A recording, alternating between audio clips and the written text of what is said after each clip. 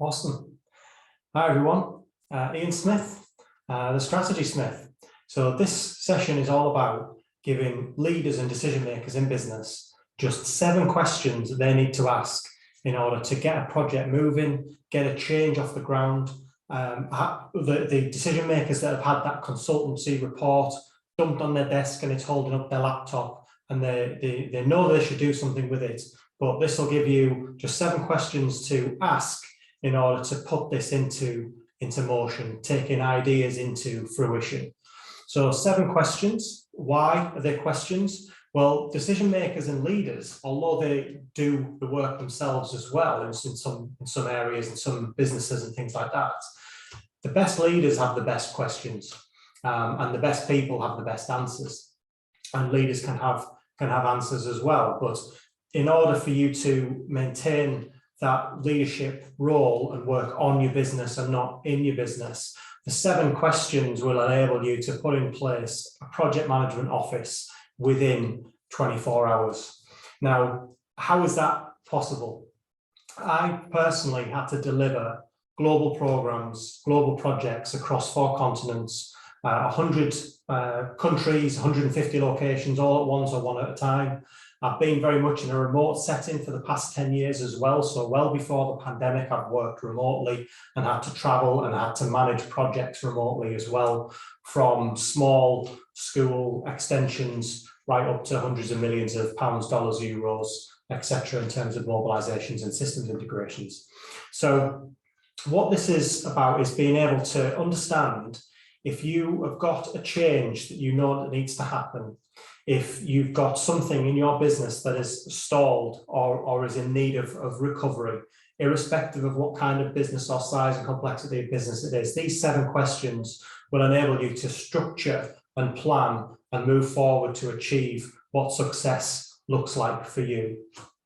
So these 7 questions, number 1, and it's always number 1, the rest of the questions they can interchange and can flow accordingly, but essentially providing line of sight from question number 1 through to the other 6 questions.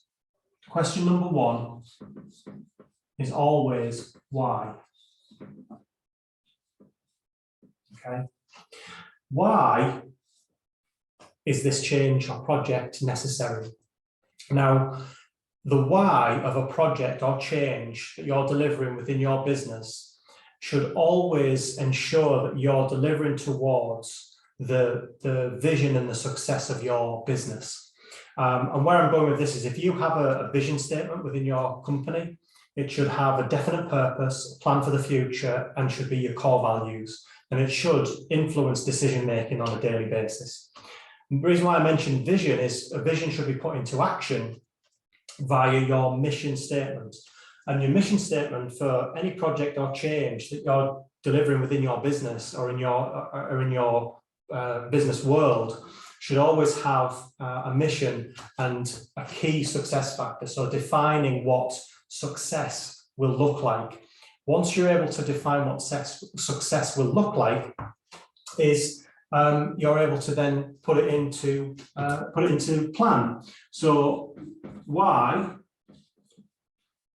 Defining what success looks like, you should always have a SMART goal. So you should be able to look at this live video and replay it. And if you have a circumstance that I mentioned before, that a project is stalling, or you want to get a project to start from the beginning, if you want to create a business plan, a business case, justify a change or anything like that in your company, you should be able to look at this video and there should be something in there that's able to help you through that process. And that's why it's a 24-hour project management office. So SMART, key success factor. It should be specific. You should be able to measure success. It should be accurate, achievable, or assignable. The A and the R, I've heard different analogies for. R, relevant and realistic.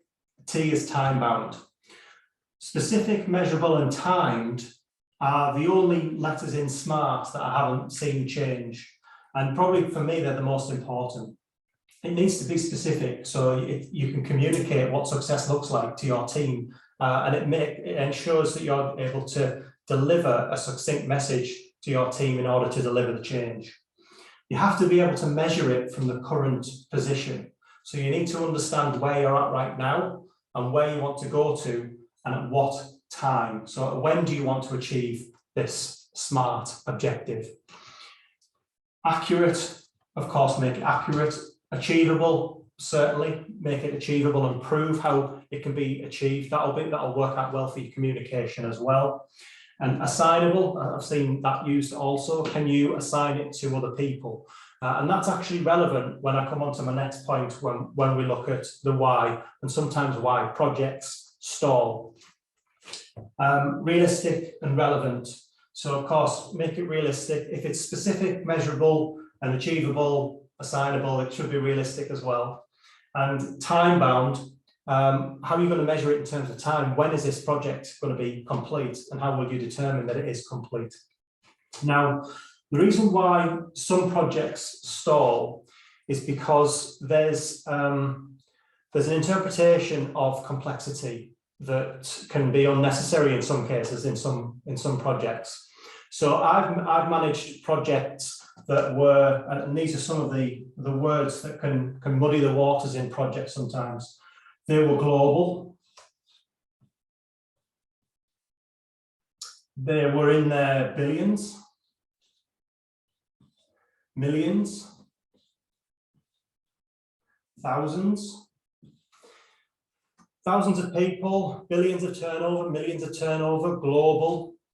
It doesn't make this project and this process any more complicated, because if you're able to define this at a global level, reflective of billions of turnover, for example, millions of turnover or revenue or profit, thousands of people, then it should be assignable into different scenarios within geography, revenue, businesses, etc. And I'll come on to that a little bit in a second as well. So once you've defined your SMART objective, you should be able to assign it then to different project teams to deliver the same SMART objective that's relevant to them being able to deliver it to fulfill the mission that you've set out in the change, which is aligned to your vision in terms of your business. So numbers, scale, complexity to a degree, but numbers and scale don't matter if you're able to nail this process in creating your project management office. So you've defined your SMART goals as to why you're delivering the project. And these can be defined also as key success factors. Mission statements, SMART goals, key success factors. So I determine key success factors as what success will look like.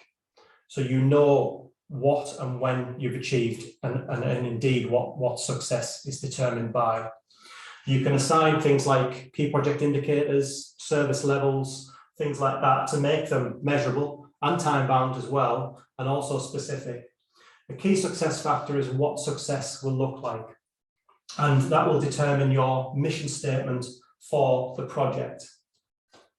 So once you've defined SMART key success factors from your current position to where you want to go to, you can then start thinking of the second question.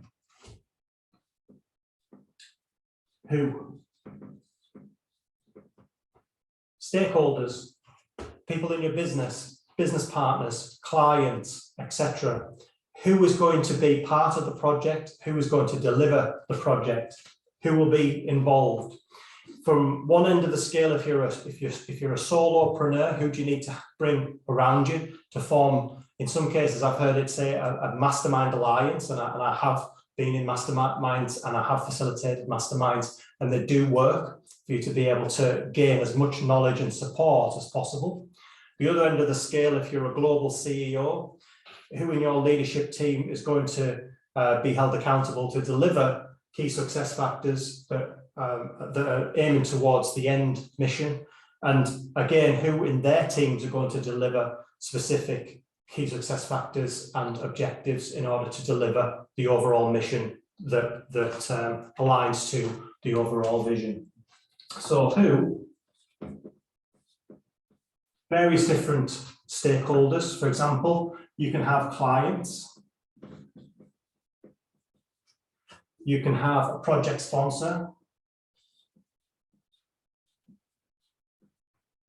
you can also have a senior leadership team, and again, these are essentially the decision makers within the project management office, and decision makers will come apparent when you need to govern the project, when certain things are happening that need a decision to be made before you can move on to the next part of the program or project. So senior leadership team, SLT, they can also form a steering group or steering committee. Okay. You also have people that will deliver the project. So, for example, if you're delivering a construction project, you'll have a site team that'll be assigned. You might have a QS, project manager, architect. You'll have mechanical and electrical, or one and the same in terms of contractors. They will have people working in trades, doing foundations, brickwork, DPC, first fix, second fix, etc. And they will form people to the other end of the scale. If you're going through a systems interface or digital transformation, and you might be adopting an agile way of working, you could form squads that are more agile and work in terms of the people being able to change and move quickly.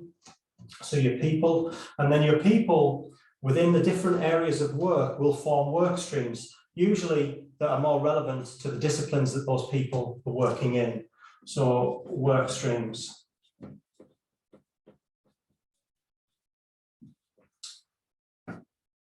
When you understand who's going to be involved in the project, the influence and impact that they can have in terms of what they're going to do, the decisions that need to be made, the sponsorship financially and in terms of decision making that needs to be there for the project to move smoothly. You can then start to think, who is not there? So do you need other people to be able to deliver this project? So going back to an on-site analogy or a systems transformation, or even up to a global CEO that needs to reorganize his or her or their organization, who's not there that needs to deliver a specific piece of work? It could be their own team is too burdened with current business as usual that they're not there, and so you need support. It could be a specialism that needs to be delivered in terms of the project, subject matter expert. They're not there, so they need to be brought in. So you can think who is going to be part of the project and help deliver the project, and who's not there.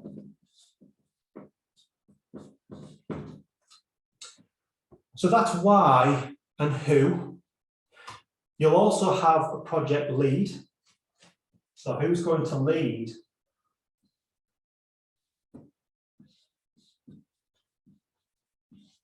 the project? So this person will be the person, someone like myself, that will be asking these questions. But this is all about you being able to ask them yourself, so you know, in terms of troubleshooting, why a project is stalling, how are you going to get this project over the line, how can you build this business case, business plan, project initiation document if you're following Prince 2, etc. So who's going to lead it? Who are your key stakeholders? Client, sponsor, senior leadership, decision makers, the people, the work streams that those people work in. Who's not there? So which specialist knowledge and experience do you need to bring in order to deliver this moving forward?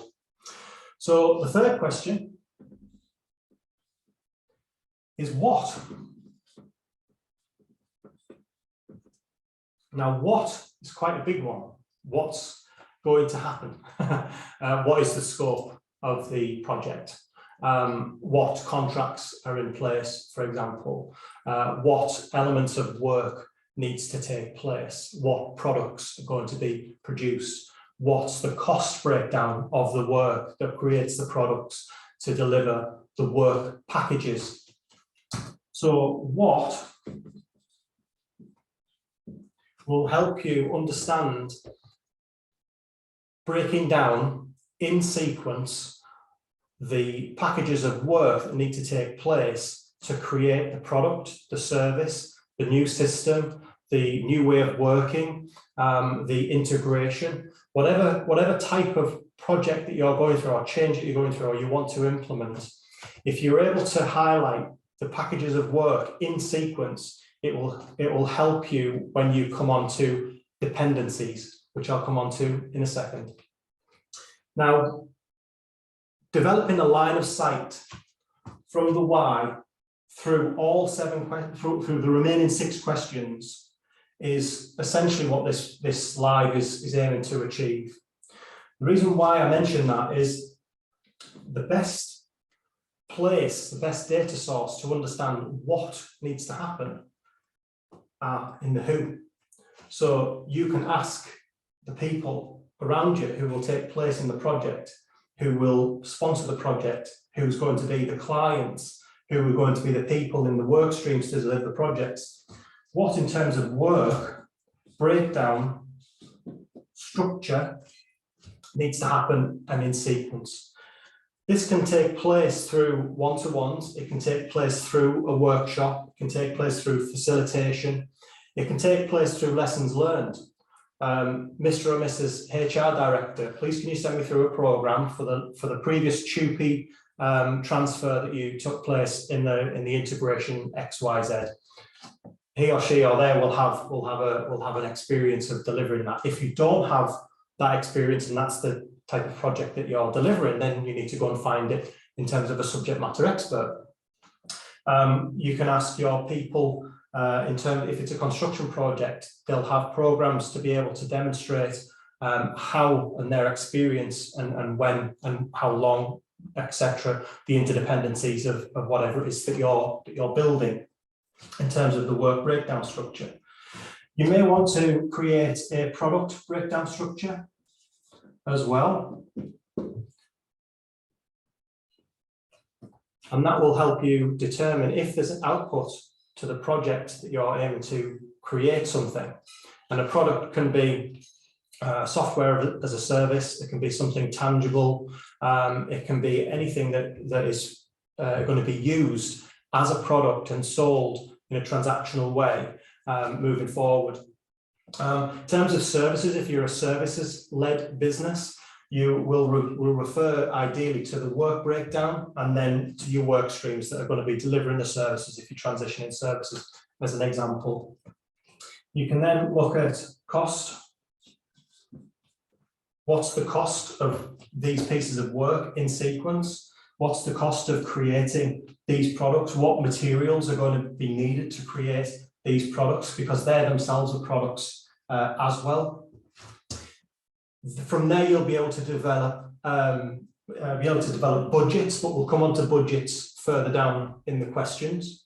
But here you'll be able to create work packages.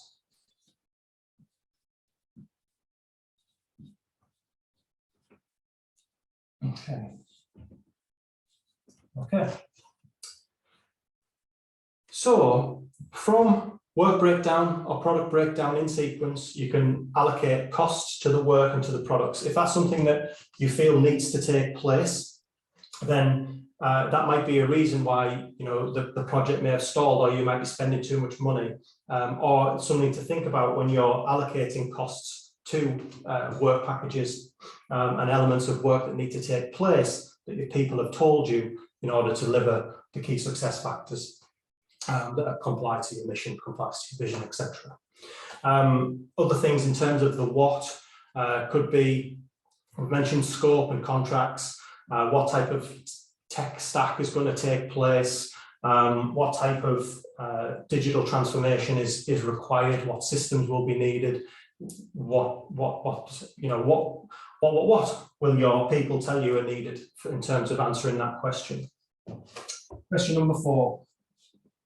Another big question that you can ask is how. How will the project take place? How will it be governed? How will you track actions? What actions are needed?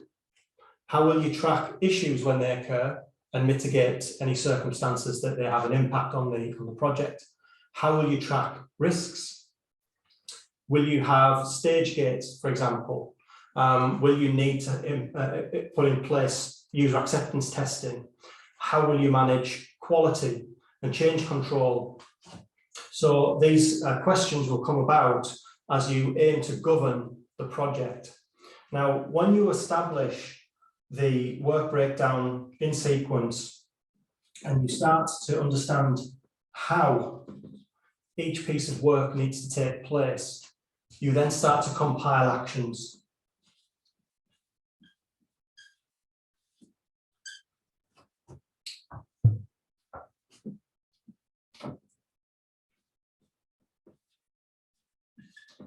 Then start to compile actions. Your actions will have a timeline, a deadline for each action to be completed. They will also have dependencies. So you'll have an action that needs to take place before the next action can start. An example with dependencies is when a work stream is dependent upon a resource to execute it. And if that resource is fully allocated to delivering one task within that sequence of work, the subsequent tasks are dependent on the tasks beforehand being completed. So it means that if, for example, you've got a HR director, again, 100% allocated to delivering the 2P people transfer in the UK, then that person can't then go to Germany and work with the HR business partner there. You actually need a HR business partner in Germany to manage that if you want the two tasks to run in parallel. If timing isn't too much of an issue, then you obviously need to have that person who's already in the UK complete or be working on certain tasks before and complete them so they can then go to another country to start the next subsequent tasks. Same thing with communications. Communications have dependencies. They need to go out in terms of policy, in terms of legalities. You need to be able to sequence the communications to your people when you're delivering projects. And one communication can't happen before the first one has gone out, etc. So you'll have actions. Once you understand how you're going to deliver the work, the product, and the cost, you need to put in place communications and have in place contingency plans and continuity plans should issues occur. Now, issues are are events that will impact the project without you realizing. So we'll come on to risks in a second. With all of the risk analysis and understanding and lessons learned and everything else that you've done to try and manage and mitigate negative impact and risk to the project, issues can still occur. Issues can still occur in the project, and you need to have continuity plans in place and things like that in place for you to be able to manage issues when they arise. And that should be communicated, as well as how you're going to monitor and track actions. You can allocate actions with their dependencies and build out a program in terms of a Gantt chart as well to see it. If it's a complex program, to see it overall, to understand the key milestones. Issues and then risks. So you can make an industry out of risk analysis, and in some areas it is needed. For example, if you're an asset intensive delivery business and you're making a change to a piece of infrastructure, you will backtrack and look at lessons learned, previous failures, previous calibrations, everything, failure mode effects, criticality analysis. There's quite a lot of technicality that can go into risk and understanding risk and controls. I've done it at a high level with major programs and major global multi-million transitions, where the risk analysis has been via a workshop and facilitated it with the key stakeholders and the key people within the room, within the team. And also I've had to deliver it where it's been asset intensive, and you go into very technical and industrial analogies, and it is required, because when things fail, you need to have a plan in place as to how you're going to treat those risks, and risk treatment is another key topic. Now, I don't want to make an industry out of risk analysis here, that's probably another live, but if you're going through this process of change, or you need to deliver some form of project, or you're an inventor or you're an entrepreneur, you should really think about what could go wrong and what can go right in terms of opportunity as well, and how are you going to treat those risks. So in terms of how will all of this be governed in terms of governance? Okay. Governance is how the project will be communicated, monitored and tracked. Also think about stage gates as well when we talk about governance. So I'll just write stage gates here.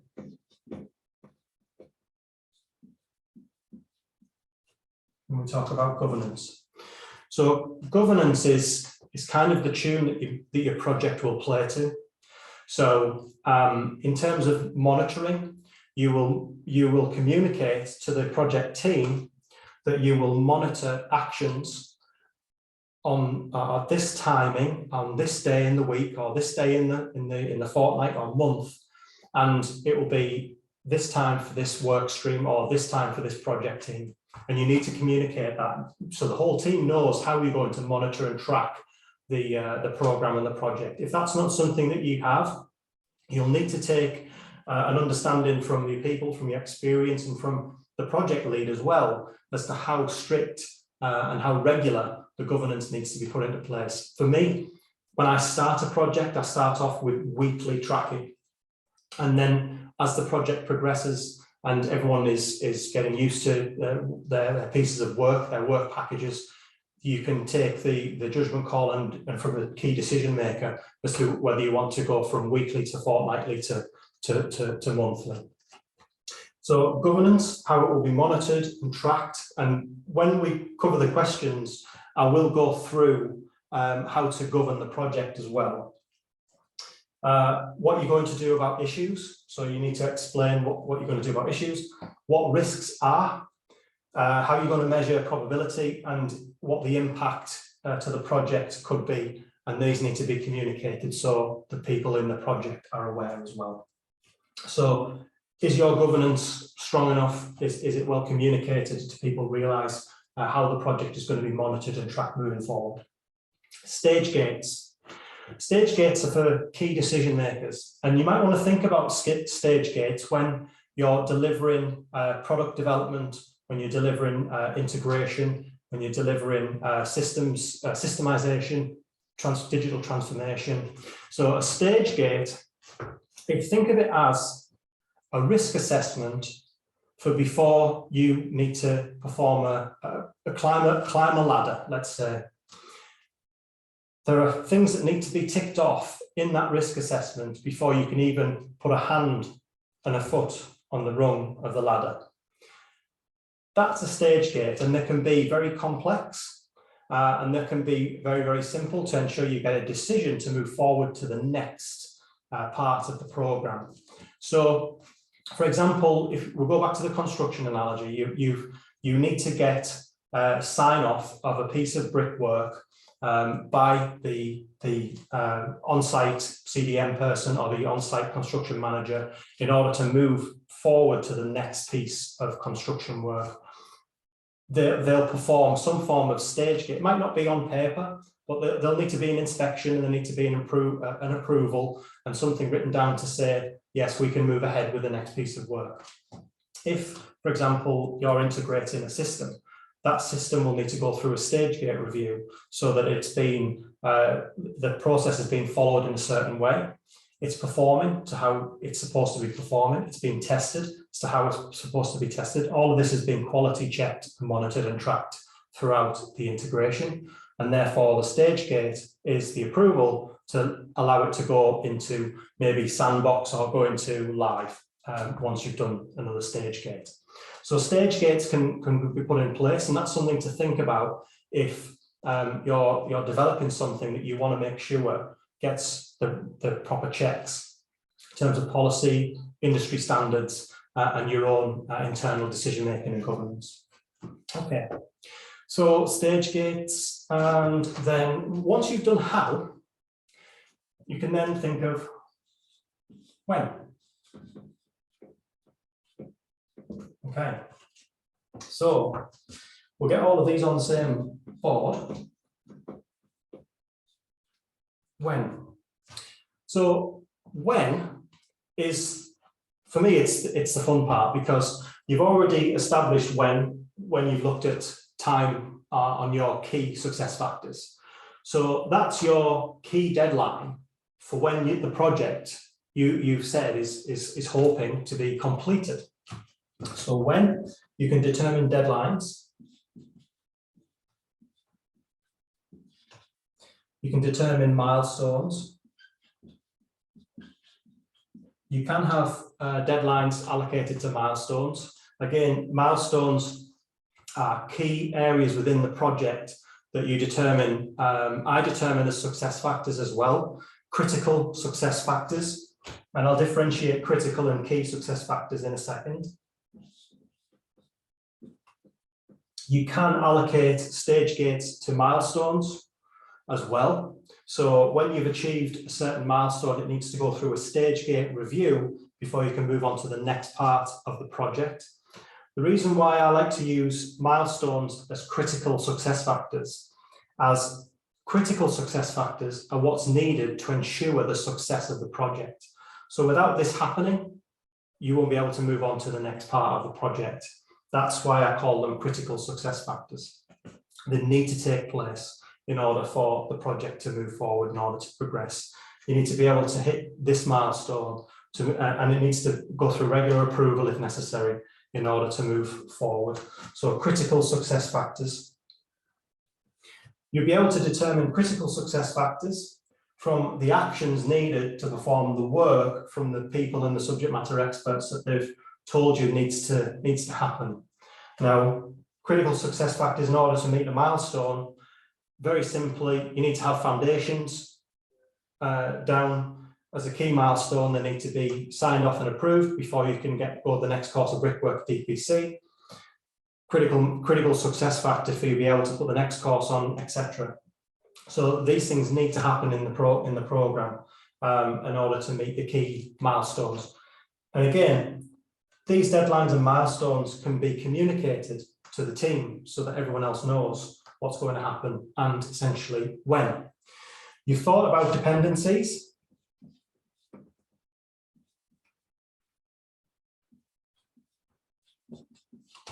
Okay. And you can then create quite a robust program of work.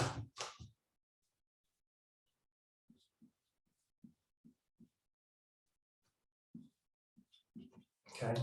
Program can be done in the form of a Gantt chart. It can be created in some cases with a good action log.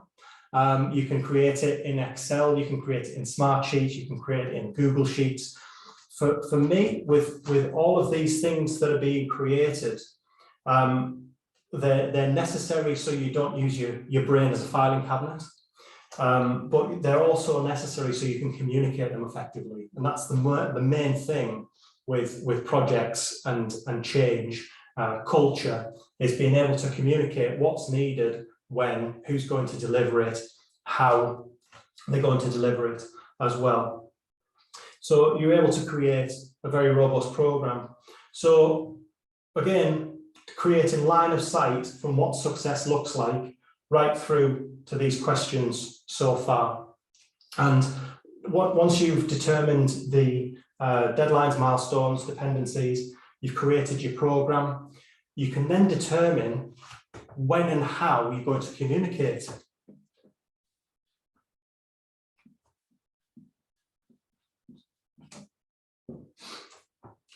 Corporate communications or communications planning is just as important as the work and the actions and the tasks that need to be performed in order to execute the actual overall program. So you can allocate communications to milestones. You can allocate communications processes to your stage gates. Has this been communicated? Yes. Has the decision been made from the senior leadership team or from the sponsor? Have we got approval from the client? Yes.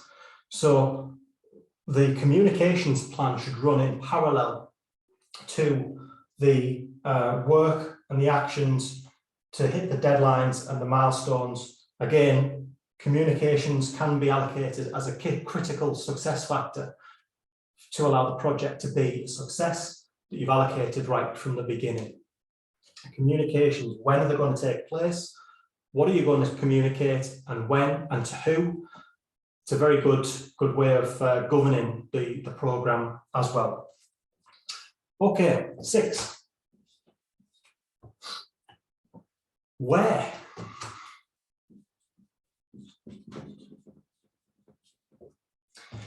So this is where, this is why I drew on here global, billions, millions, thousands. Once you have your key success factors, your SMART objectives as to what you want to achieve, you know who is going to be involved in the project, the people within the work streams delivering the work packages, you've allocated cost to the work packages, you're able to create actions, you've told everyone how you're going to monitor issues and risks and put in place mitigation continuity strategies. You've communicated, or you're able to communicate how the whole program will be governed. You can allocate stage gates to key milestones that hit key deadlines. You've created a program, understood where your critical success factors are, because you've got your dependencies in there as well, and you understand your communications plan. Once you've got this, it can be interchangeable to any geography, to any place within the organisation. If you wanted to move if you wanted to grow organically to another city or another country, if you've won a global account for a new element of service delivery, you will have different clients in different countries, but still same part of the organisation.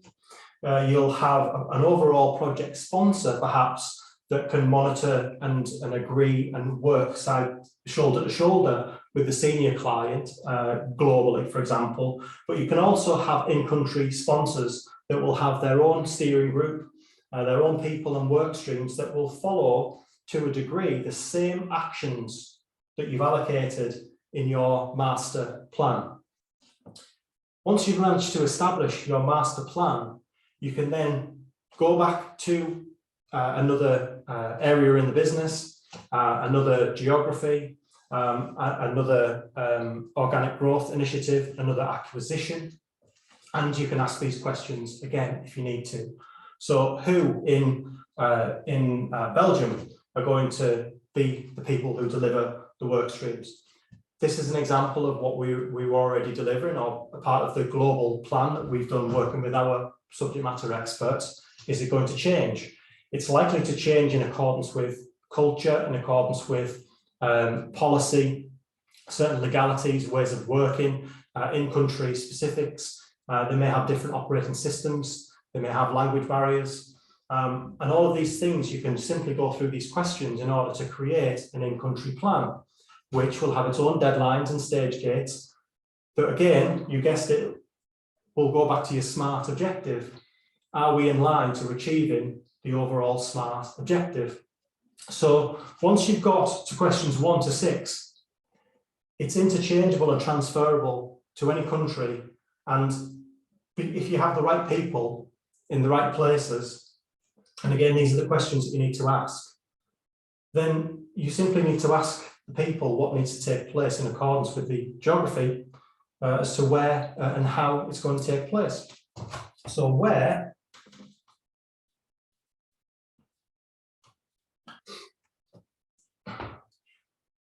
internal to the organisation, external to the organisation? Is it going to be cloud-based? Is it going to be remote? Is it going to be in a certain geography? So we can put here geography.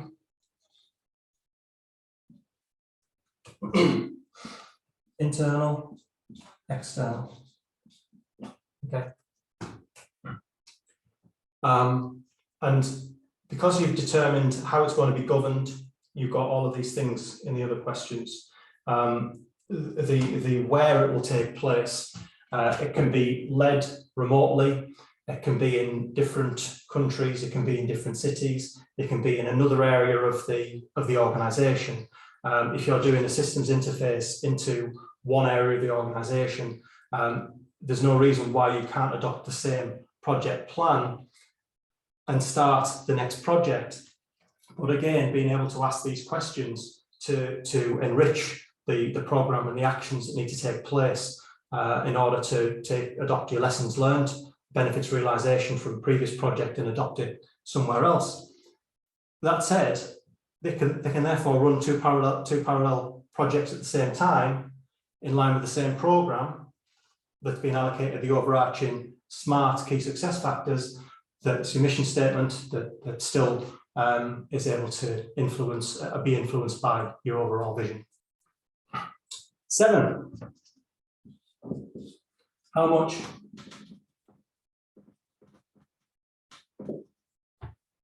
Budgets, feasibility.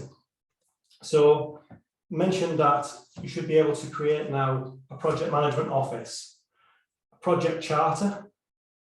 If you answer these questions, you can create a project charter. SMART, key objectives, stakeholders, influence, impact, interest, what is going to take place, and in terms of your work packages, actions, issues and risks, how you're going to govern the project and monitor and track actions. Are you going to use stage gates? Are they needed? What they're going to look like? When and do they need to be created? Overall deadlines, milestones, critical success factors, etc.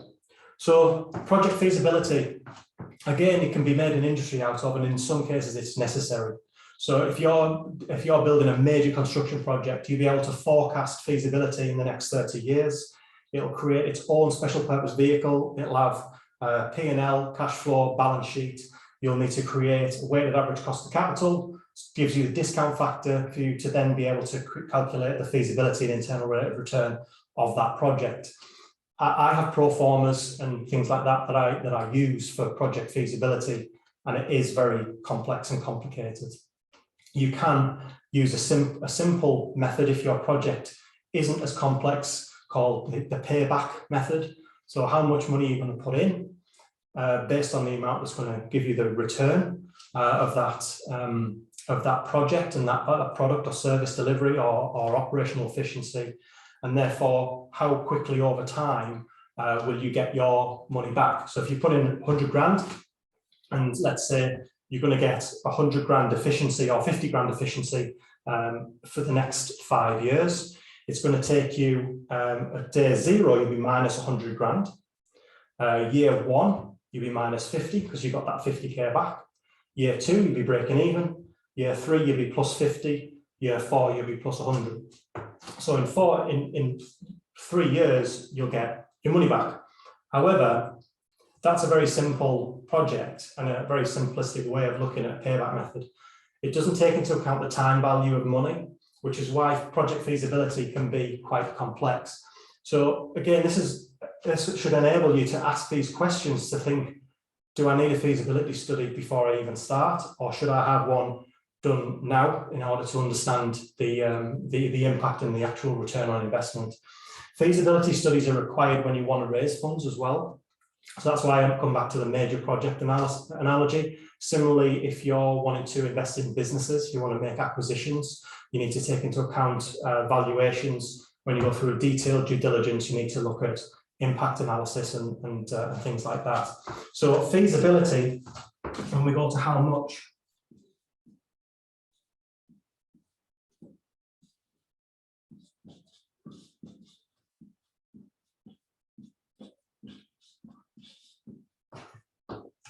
developing line of sight from here back up to your key success factors and asking your people. You should also ask, is feasibility required, to what degree? And you'll have, as decision makers in your own industry and target markets, you'll know to a degree, I'd like to think, whether a feasibility study is required.